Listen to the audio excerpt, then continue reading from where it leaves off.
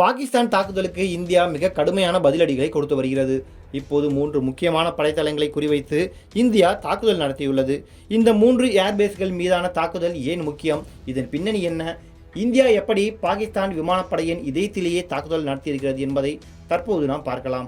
Operation சிந்தூருக்கு பிறகு India மீது தொடர்ந்து தாக்குதல் நடத்த பாகிஸ்தான் முயன்று வருகிறது. இருப்பினும் அதில் எந்த ஒரு வெற்றியும் அவர்களுக்கு கிடைக்கவே இல்லை. பாகிஸ்தான் ட்ரோன்களை இந்தியா தொடர்ச்சியாக சுட்டு வீழ்த்தி வருகிறது.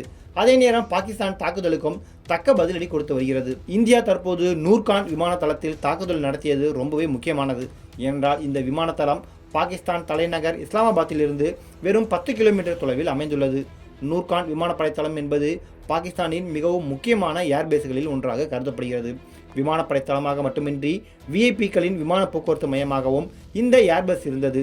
முன்பு சக்லாலா விமானப்படை தளம் என்று அழைக்கப்பட்ட இது 1965 மற்றும் 1971 போர்களிலும் கூட முக்கிய பங்கு வகித்துள்ளது. வான்வெளி எரிபொருள் நிரப்புதல் மற்றும் போக்குவரத்து பணிகளை மேற்கொள்ள இந்த ஏர்பேஸ் மிக முக்கியமாக உதவுகிறது. இந்த ஏர்பேஸில் 5 முதல் 6 பிரிவுகள் இருக்கலாம் என மதிப்பிடப்படுகிறது. மேலும் விமானப்படை பைலட்டுகளுக்கான பயிற்சி கல்லூரியும் இங்கு அமைந்துள்ளது. இந்த அளவுக்கு முக்கியமான நூர்கான் படைத்தளத்தை இந்தியா தாக்கியுள்ளது. குறிப்பாக தலைநகருக்கு அருகே அமைந்துள்ள இந்த இடத்தையும் கூட இந்தியா தாக்கியுள்ளது.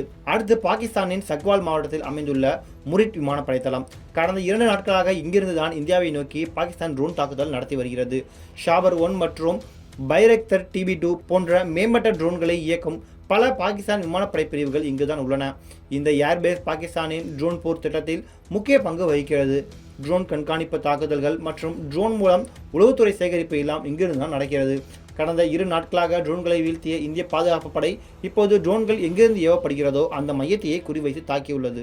1965ஆம் ஆண்டு போர் வீரர் படைத்தலைவர் சர்ஃப்ராஸ் அகமது ரஃபிகி என்பவருக்காக ஷார்கேட் படைத்தளம் இந்த பெயரை பெற்றது. இங்குதான் JF-17 மற்றும் மிராஜ் போர் விமானங்களின் பல படைப்பிரிவுகள் உள்ளன. மேலும் பல ஹெலிகாப்டர்களும் அங்குதான் உள்ளன.